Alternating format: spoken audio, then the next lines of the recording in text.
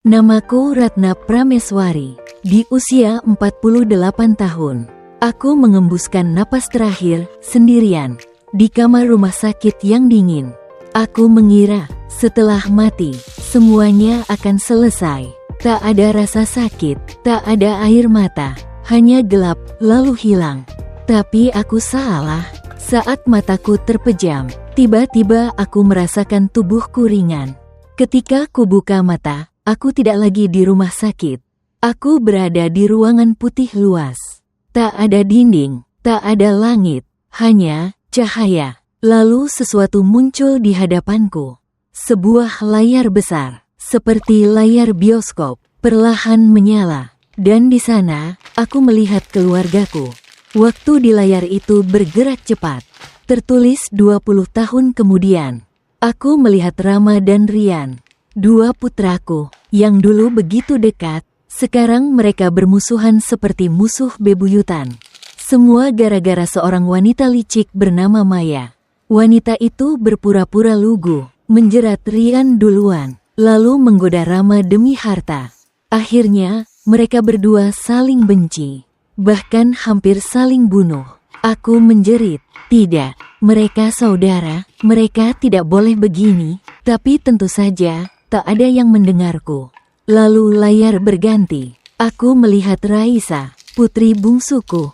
Dulu dia gadis ceria, pintar, selalu percaya diri. Tapi di layar, dia terlihat kusut, menangis di lantai. Di sampingnya, ada pria yang dulu dia panggil suami. Pria brengsek yang menghancurkan hidupnya, mencuri hartanya, lalu meninggalkannya. Raisa kehilangan segalanya. Karirnya hancur, hartanya habis. Bahkan anaknya direbut. Dia hidup seperti mayat berjalan. Tidak, Raisaku, kenapa hidupmu begini? Air mataku mengalir, tapi tak ada yang bisa kuubah. Layar terakhir menunjukkan keluargaku hancur. Rumah besar yang dulu kami bangun dijual. Semua orang saling benci. Tidak ada kebahagiaan. Dan semua itu karena aku tidak ada di sana untuk melindungi mereka. Aku jatuh berlutut, menangis. Kalau saja aku masih hidup, aku tidak akan biarkan semua ini terjadi. Saat itu, suara lembut terdengar di sekitarku. Kalau kau diberi kesempatan kedua, apa kau akan memperbaiki semuanya? Aku mengangkat kepala. Siapa kau? Tak penting siapa aku. Jawab saja, kalau kau hidup lagi, apa kau akan mengubah nasib keluargamu? Ya. Aku bersumpah, aku akan lindungi anak-anakku. Aku akan hancurkan siapapun yang ingin merusak mereka. Suara itu terdengar seperti tersenyum. Baiklah, kesempatan kedua adalah hadiah sekaligus ujian. Jangan sia-siakan. Lalu tiba-tiba, semuanya gelap. Ketika ku buka mata, aku tidak lagi di ruang putih itu. Aku mendengar suara langkah kecil, suara tertawa anak-anak. Aku tertegun. Aku di rumah lamaku. Aku berlari ke cermin. Dan hampir tak percaya. Aku, muda lagi. Wajahku masih segar. Rambutku belum beruban. Aku kembali ke 20 tahun lalu. Tepat sebelum semuanya hancur. Air mataku mengalir. Ini nyata. Aku benar-benar diberi kesempatan lagi. Aku mendengar suara pintu terbuka. Dan di sana, Rama, Rian, dan Raisa masuk. Mereka masih anak-anak. Rama berusia 15 tahun, Rian 13 tahun, dan Raisa baru 8 tahun. Aku langsung memeluk mereka bertiga. Mama sayang kalian, Mama janji tidak akan biarkan siapapun sakiti kalian. Mereka bingung, Mama kenapa? Kok tiba-tiba nangis? Tanya Rama. Aku hanya tersenyum sambil menangis. Tidak apa-apa, Mama hanya bahagia. Dalam hati aku bertekad, kali ini aku akan ubah masa depan. Aku mulai mengingat satu persatu orang yang akan menghancurkan keluargaku di masa depan. Maya, si wanita hijau licik, yang akan memecah belah Rama dan Rian. Andre, pria brengsek yang akan merusak hidup Raisa. Beberapa teman palsu, kerabat licik, yang memanfaatkan kami. Aku mencatat semuanya, dan aku bersumpah, mereka tidak akan punya kesempatan kali ini. Aku mulai dari hal kecil. Aku perhatikan dengan siapa Rama dan Rian berteman. Aku tanamkan sejak dini kalau keluarga adalah yang utama. Dan tidak ada wanita manapun yang boleh memisahkan mereka. Aku ajarkan Raisa untuk lebih berhati-hati pada orang yang terlalu manis. Aku tanamkan kepercayaan diri dan kemandirian lebih kuat. Dan diam-diam, aku mulai membangun kekuatan. Dulu, aku hanya ibu rumah tangga yang sibuk mengurus keluarga. Terlalu polos, terlalu percaya pada semua orang. Sekarang, tidak lagi. Aku mulai belajar bisnis. Aku memanfaatkan koneksi lama untuk membangun perusahaan kecilku sendiri. Aku juga mulai mendekati beberapa orang berpengaruh yang bisa jadi sekutu. Karena aku tahu, untuk melindungi keluargaku, aku harus punya kekuatan. Beberapa bulan kemudian, aku melihat Maya untuk pertama kalinya. Dia masih muda, berpura-pura polos, datang mendekat sebagai teman sekolah Rama. Dulu, aku mungkin akan membiarkannya, tapi kali ini, aku langsung menatapnya tajam. Kau yang bernama Maya, ya. Dia tersenyum manis. Iya, Tante. Maya teman sekelas Rama. Senang bisa kenalan. Aku tersenyum, tapi dingin. Teman, ya. Hati-hati, Maya. Aku tidak suka orang yang pura-pura manis tapi punya niat lain. Dia terkejut, senyumnya kaku. Dan aku tahu, dia sudah merasa diawasi. Lalu ada Andre yang mulai mendekati Raisa kecil dengan dalih kakak kelas baik hati. Aku langsung memotong. Andre, aku dengar reputasimu di sekolah tidak bagus. Jangan coba-coba mendekati anakku kalau tidak mau aku panggilkan guru dan orang tuamu. Wajahnya langsung pucat. Dia mundur, ketakutan. Satu persatu rencana masa depan yang akan menghancurkan keluargaku. Aku cegah bahkan sebelum dimulai. Dan semakin aku bergerak, semakin aku merasa kuat. Tapi aku juga tahu, ini baru awal. Musuh-musuhku tidak akan diam. Maya pasti akan mencoba cara lain. Andre mungkin akan kembali dengan kedok lain. Dan ada lagi yang lebih besar. Kerabat-kerabat licik yang dulu mengincar harta keluarga kami. Aku harus siap, karena pertarungan ini baru saja dimulai. Waktu berjalan lebih cepat dari yang kuduga. Anak-anakku tumbuh lebih kuat daripada yang kuingat. Karena kali ini, aku tidak hanya jadi ibu yang menyayangi mereka. Aku jadi pembimbing, pelindung, sekaligus sekutu. Aku mulai dengan Rama dan Rian.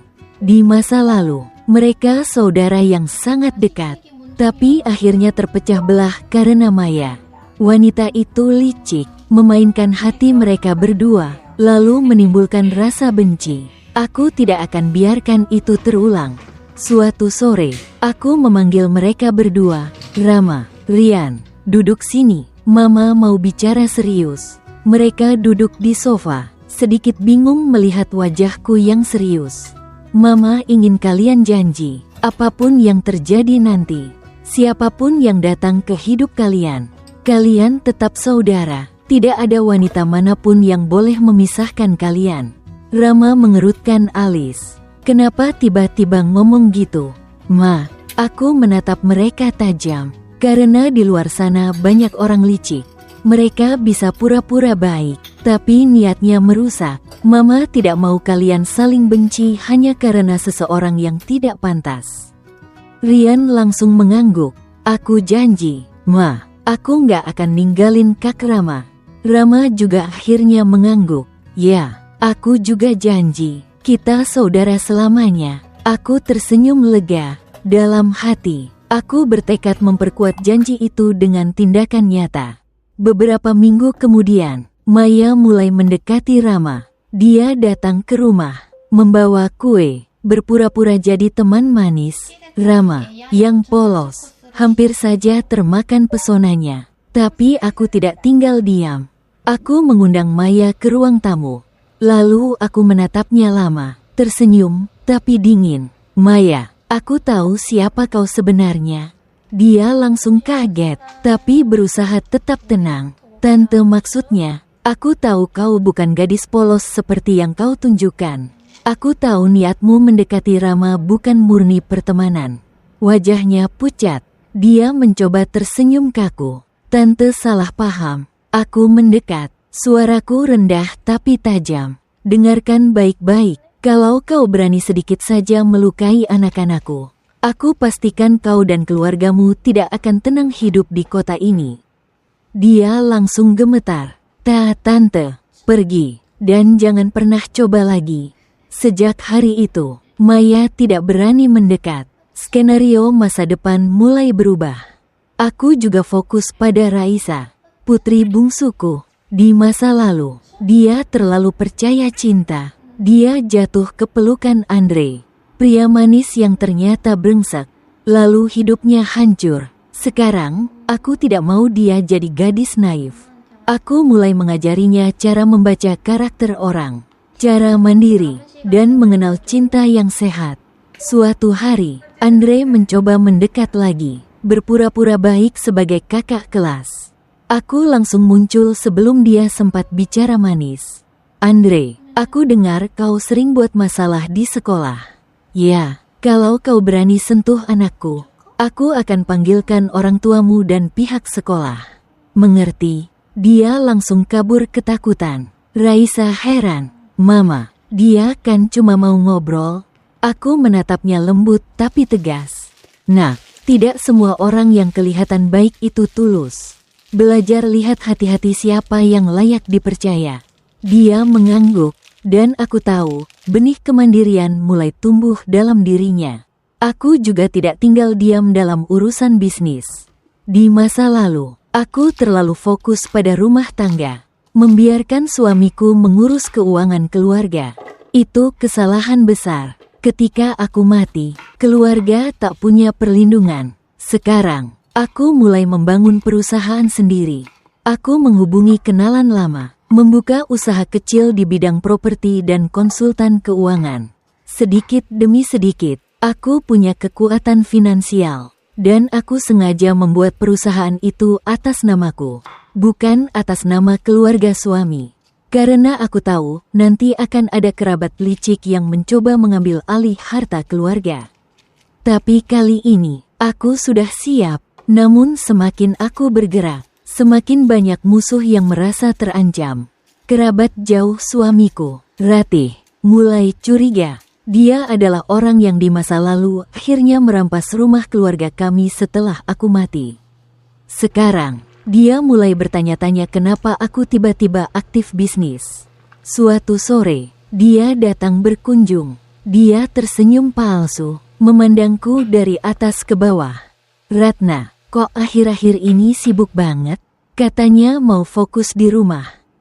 Sekarang malah bisnis? Aku tersenyum tipis. Ratih, zaman sudah berubah. Aku cuma belajar mandiri, kan gak ada salahnya? Dia menatapku tajam. Hati-hati, Ratna, jangan terlalu ambisius. Nanti orang-orang salah paham. Aku balas menatapnya dengan senyum penuh arti. Aku gak peduli orang mau salah paham atau enggak. Yang penting aku tahu apa yang aku lakukan. Dia terdiam, dan aku tahu, mulai sekarang, Ratih akan jadi penghalang yang harus kusingkirkan. Meski aku sudah mencegah Maya, dia belum menyerah. Dia mulai mendekati Rian diam-diam, mencoba memancing rasa cemburu Rama. Untungnya, aku sudah menanamkan kepercayaan di antara mereka. Suatu hari, Rama datang padaku. Ma, ada yang aneh sama Maya. Dia kayak mau bikin aku ribut sama Rian. Aku tersenyum. Bagus. Nah, kamu sudah bisa lihat sendiri niat orang. Jangan terpengaruh. Ya, ingat janji kalian. Rama mengangguk mantap. Aku nggak akan pernah lawan Rian cuma gara-gara cewek. Rian juga akhirnya cerita hal yang sama. Aku makin yakin, kali ini, Maya tidak akan berhasil. Sementara itu, Raisa tumbuh jadi gadis yang lebih kuat dan cerdas. Karena aku ajari sejak kecil, dia mulai suka bisnis kecil-kecilan. Dia lebih percaya diri, lebih mandiri. Dan ketika seorang pria mencoba mendekatinya dengan manis, dia bisa langsung menilai, Mama, dia kayaknya nggak tulus deh. Aku nggak mau buang waktu. Aku tersenyum bangga. Tak ada Andre di hidupnya kali ini. Maya tidak berhenti. Dia mencoba fitnah, menyebar gosip di sekolah bahwa Rama dan Rian jatuh cinta padanya. Tapi aku sudah selangkah di depan. Aku mengundang orang tua Maya ke rumah, membawa bukti pesan-pesan liciknya. Di depan orang tuanya, aku berkata dingin, "Anak Anda hampir menghancurkan persaudaraan anak-anak saya. Ini kesempatan terakhir. Pindahkan dia dari sekolah ini, atau saya yang akan bertindak." Orang tua Maya malu bukan main. Beberapa hari kemudian, Maya pindah sekolah. Tapi ketika satu musuh tumbang, musuh lain muncul. Ratih mulai mencoba menghasut suamiku, mengatakan aku terlalu ambisius, bahwa aku berubah jadi wanita gila harta. Suamiku sempat ragu, tapi aku sudah siap. Aku bawa bukti laporan keuangan. Tunjukkan bahwa semua yang kulakukan demi masa depan anak-anak. Dan aku juga diam-diam kumpulkan bukti bahwa Ratih sering mencuri uang keluarga untuk kepentingannya sendiri. Ketika aku tunjukkan ke suamiku, dia terkejut. Ratih langsung kehilangan muka. "Ratih, mulai sekarang jangan pernah urus keluarga kami lagi," kata suamiku tegas. Ratih pergi dengan wajah merah padam. Satu musuh lagi tersingkir. Perlahan, aku mulai merasa menang. Anak-anakku tumbuh kuat dan saling percaya. Musuh-musuh kecil sudah kusingkirkan. Bisnisku mulai berkembang, memberi perlindungan finansial. Tapi aku tahu ini belum akhir. Karena di masa depan, masih ada musuh yang lebih besar. Orang-orang berpengaruh yang akan mencoba mengambil harta keluarga. Pria brengsek lain yang mungkin muncul di hidup Raisa. Dan tentu, takdir akan selalu mencoba menguji. Aku harus tetap waspada. Di malam yang tenang itu, aku duduk di balkon rumah, menatap langit. Kesempatan kedua ini bukan hadiah, tapi ujian. Dan aku tidak akan gagal. Aku tersenyum, karena aku tahu, pertarungan sebenarnya baru akan dimulai. Waktu berlalu begitu cepat. Tanpa terasa, anak-anakku tumbuh semakin dewasa. Rama kini berusia 25 tahun. Rian 23 tahun. Dan Raisa sudah 18 tahun. Mereka bukan lagi anak-anak yang dulu kutinggalkan di masa laluku. Mereka sudah menjadi pribadi yang kuat, percaya diri, dan saling melindungi. Namun, aku tahu perjalanan ini belum benar-benar selesai. Karena di masa depan yang kulihat dulu, kehancuran keluarga kami bukan hanya soal Maya atau Andre, tetapi ada musuh yang jauh lebih berbahaya. Musuh yang tak segan menggunakan cara licik untuk merampas segalanya. Aku sudah bersiap. Bisnisku kini berkembang pesat. Aku mendirikan perusahaan investasi dan properti dengan nama sendiri. Memiliki jaringan yang luas. Dan diam-diam menyiapkan tabungan khusus untuk anak-anakku. Aku tidak lagi menjadi wanita polos yang hanya menunggu suami pulang. Aku sekarang seorang wanita yang tahu cara melindungi keluarganya. Tapi justru karena itu, musuh mulai muncul satu persatu. Suatu malam, aku mendapat kabar dari orang kepercayaanku. Ada seseorang yang diam-diam mengincar bisnis keluarga. Namanya Bagas Pradipta, seorang pengusaha kaya raya, licik, dan manipulatif. Dia memiliki reputasi merusak bisnis orang lain demi keuntungan pribadi. Di masa depan yang kulihat saat mati dulu, Bagaslah yang akhirnya berhasil mempengaruhi suamiku, memecah belah keluarga, lalu mengambil alih aset kami setelah aku tiada. Aku menggenggam erat ponselku saat mendengar namanya. Bagas, musuh yang lebih berbahaya daripada Maya dan Andre digabungkan. Kali ini dia belum mendekat. Tapi aku tahu cepat atau lambat dia akan datang. Aku tidak akan menunggu dia menyerang duluan. Kali ini, aku yang akan bergerak. Rama sekarang sudah menjadi pemimpin di salah satu perusahaan teknologi yang berkembang cepat. Sementara Rian mendirikan startup kreatifnya sendiri. Mereka saling mendukung dan selalu berkonsultasi denganku sebelum mengambil keputusan besar. Hubungan mereka jauh lebih kuat dari yang kuingat di masa lalu. Maya gagal total memisahkan mereka. Bahkan mereka berdua sekarang justru menganggap wanita itu sebagai pelajaran hidup. Namun, godaan lain datang. Ada seorang wanita misterius bernama Selina yang mulai mendekati Rama dengan cara yang halus. Dia cantik, pintar berbicara, dan mengaku memiliki koneksi bisnis yang bisa membantu perusahaan Rama. Tapi entah kenapa, aku langsung merasa ada yang salah. Instingku sebagai seorang ibu yang sudah melihat masa depan berkata kalau Selina bukan orang yang tulus. Suatu sore, aku berbicara pada Rama. Rama, Mama tidak mau ikut campur soal siapa yang kamu sukai. Tapi Mama hanya minta satu hal, hati-hati pada orang yang terlalu sempurna. Rama tersenyum. Mama selalu curiga sama orang baru. Ya, tenang saja, aku nggak gampang jatuh cinta. Kok? Lagi pula aku dan Rian sudah sepakat. Keluarga nomor 1. Aku menghela napas lega. Sekuat apapun musuh mencoba, mereka tak akan bisa memecah belah saudara-saudaraku lagi. Kali ini, Rama dan Rian terlalu kompak. Raisa sudah tumbuh jadi gadis yang mandiri, cerdas, dan berani. Dia kuliah di luar negeri, mengambil jurusan bisnis. Tapi sering pulang untuk membantu perusahaan keluarga. Dia juga mulai menarik perhatian banyak pria. Namun, berbeda dengan masa lalu, sekarang dia lebih berhati-hati. Dia tak lagi mudah percaya pada kata-kata manis. Suatu hari dia datang padaku, bercerita tentang seorang pria bernama Alvin yang mendekatinya. Alvin terlihat tulus, sopan, dan tidak berlebihan. Mama, menurut Mama, apa Alvin orang yang bisa dipercaya? Tanyanya. Aku menatap matanya lama. Kali ini aku tidak melihat tanda-tanda bahaya. Aku tersenyum. Kamu yang lebih tahu. Tapi kalau Mama lihat, Alvin tidak seperti Andre. Dia terlihat punya niat baik. Namun tetap, pelajari dia perlahan. Jangan terburu-buru. Raisa mengangguk. Dia belajar untuk tidak naif lagi.